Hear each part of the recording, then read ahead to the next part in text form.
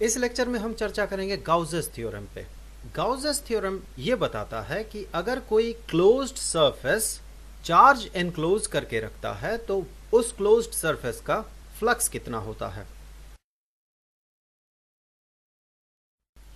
तो इसके लिए हमने एक क्लोज्ड सरफेस कंसीडर किया। इस क्लोज्ड सरफेस के अंदर एक चार्ज हमने कंसीडर किया। तो ये क्लोज्ड सरफेस हमने माना, ये जो क्लोज्ड सरफेस है ये अपने अंदर प्लस क्यू चार्ज एनक्लोज करके रखा है। गाउसेस थ्योरम ये बताता है कि ये जो सरफेस है, ये सरफेस जो है क्लोज्ड सरफेस जो है, जो कि क्यू चार्ज को एनक्लोज करके रखा है, इसका फ्लक्स, इसका जो इलेक्ट्रिक फ्लक्स होगा, टोटल इलेक्ट्रिक फ्लक्स, ये होता है इस सरफेस के हर एक पॉइंट के इलेक्ट्रिक फील्ड तथा इसके सरफेस वेक्टर का डॉट प्रोडक्ट। तो ये जो E डॉट डी एस है, ये एक छोटा सा सरफेस डी एस का फ्लक्स है। तो टोटल फ्लक्स को अगर हम इवेल्युएट करें तो इसी E डॉट डी एस को पूरे सरफेस में हमें इंटीग्रेट करना है। चूंकि ये एक सरफेस इंटीग्रल है तो हम यहां पर एक S अपेंड करते हैं। ये S बताता है कि ये इंटीग्रल लाइन इंटीग्रल नहीं है, ये सरफेस इंटीग्रल है, अर्थात ये डबल इंटीग्रल है। और चूंकि ये क्लोज्ड सरफेस इंटीग्रल है तो उसके लिए हम यहां पर एक क्लोज्ड लूप ड्रॉ करते हैं। तो ये हो गया इस पूरे सरफेस का फ्लक्स, इलेक्ट्रिक फ्लक्स। गाउसेस थ्योरम बताता है कि जो क्लोज्ड सरफेस क्यू चार्ज को एनक्लोज करके रखता है उसका टोटल फ्लक्स होता है Q ओवर एप्सिलॉन नॉट। अब हमें इसे प्रूव भी करना है। उससे पहले देखें, ये जो फॉर्मूला है, ये फॉर्मूला, इसे कहा जाता है गाउसेस थ्योरम। अब हम इसे प्रूव करेंगे। तो इसके लिए हमने माना ये जो क्लोज्ड सरफेस है जिसका फ्लक्स हम पता करेंगे, ये जो क्लोज्ड सरफेस है इसका जो रेडियस है, ये रेडियस है r।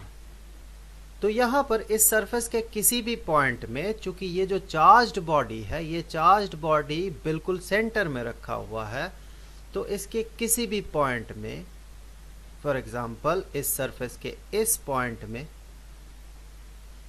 या इस छोटे से सरफेस एरिया में, ds एरिया में, इसका जो इलेक्ट्रिक फील्ड होगा वो इलेक्ट्रिक फील्ड, इस इलेक्ट्रिक फील्ड अगर ये वेक्टर E हुआ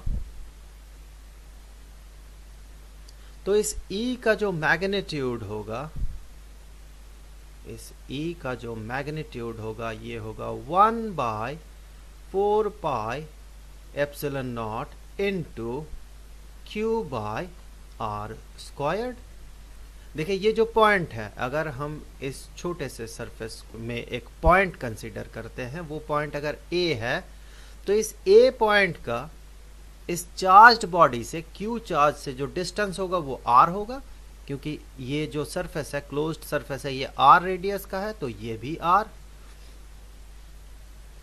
उसी तरह से कोई एक और पॉइंट कंसीडर करें इसी सरफेस में, इस सरफेस में आप कहीं भी पॉइंट कंसीडर करें, मान लें ये एक पॉइंट B है और इस B के चारों तरफ एक छोटा सा सरफेस हमने ds कंसीडर किया है, तो यहां भी जो इलेक्ट्रिक फील्ड होगा उस इलेक्ट्रिक फील्ड का मैग्नीट्यूड E ही होगा। यहां पर हमने पॉइंट A और पॉइंट B में बने इलेक्ट्रिक फील्ड को एज वेक्टर सेम नाम दिया है, पर ऐसा तो नहीं हो सकता है। क्यों? क्योंकि पॉइंट A में जो इलेक्ट्रिक फील्ड बन रहा है उसका डायरेक्शन और पॉइंट B में जो इलेक्ट्रिक फील्ड बन रहा है उसका डायरेक्शन, ये दोनों डायरेक्शन अलग अलग है। और हमें पता है दो वेक्टर तभी बराबर हो सकते हैं जब उनके मैग्नीट्यूड्स के साथ साथ उनका डायरेक्शन भी सेम हो, पर यहां तो ऐसा नहीं है।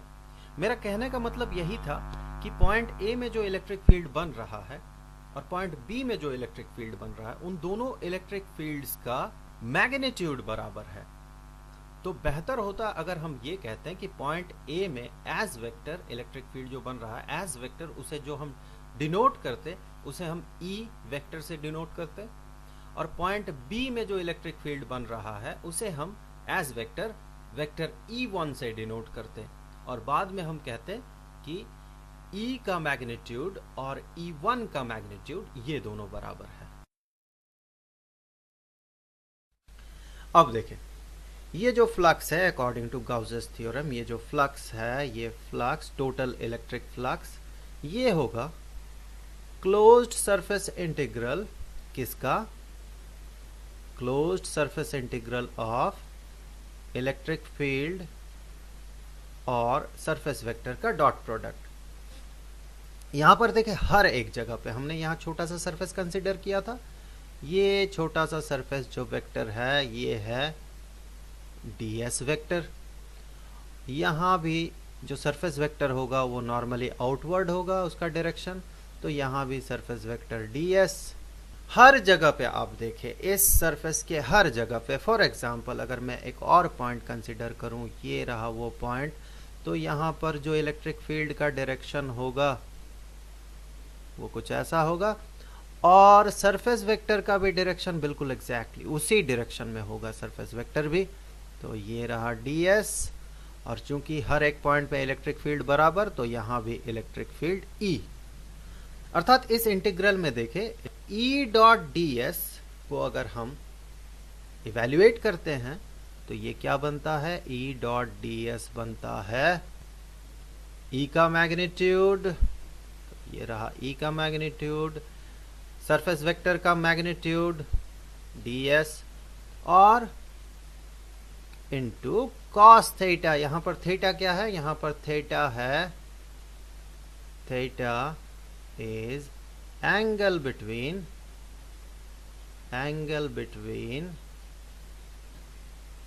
E अर्थात E का डायरेक्शन एंड ds के डायरेक्शन।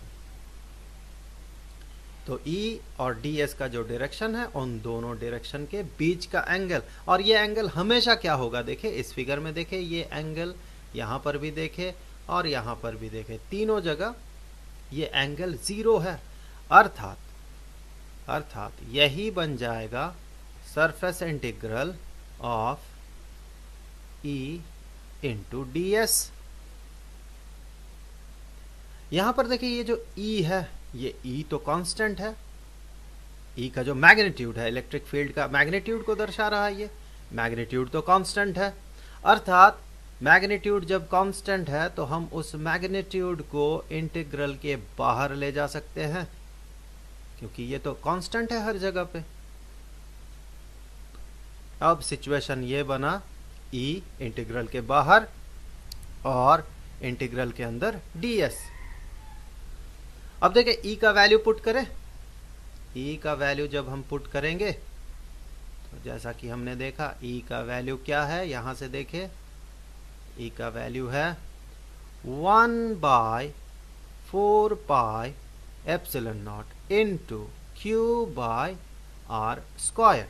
ये तो हो गया E का मैग्नीट्यूड, इलेक्ट्रिक फील्ड इंटेंसिटी का मैग्नीट्यूड। और ds को अगर पूरे सरफेस में इंटीग्रेट करते हैं, ये जो पार्ट है ये closed surface integral of ds, अर्थात जितने भी छोटे छोटे ds है, ऐसे जितने भी छोटे छोटे हमें ds मिलेंगे, जितने भी ds मिलेंगे सबको अगर इंटीग्रेट कर दे, सबको अगर जोड़ दे, तो हमें क्या मिलेगा, हमें इस क्लोज्ड सरफेस का सरफेस एरिया मिलेगा। और हमें पता है कि स्फीयर का जो एरिया होता है, जैसा कि हमें पता है वो होता कितना है, वो होता है 4 पाई r स्क्वायर्ड। अब देखें इसे इवेल्युएट करें तो ये 4 पाई और 4 पाई कैंसिल आउट हो गए, r स्क्वायर्ड और r स्क्वायर्ड कैंसिल आउट हो गए न्यूमरेटर और डिनोमिनेटर के, तो बचा क्या, तो जो भी बचा रहा वो है Q ओवर एप्सिलॉन नॉट। यही है गाउसेस थ्योरम।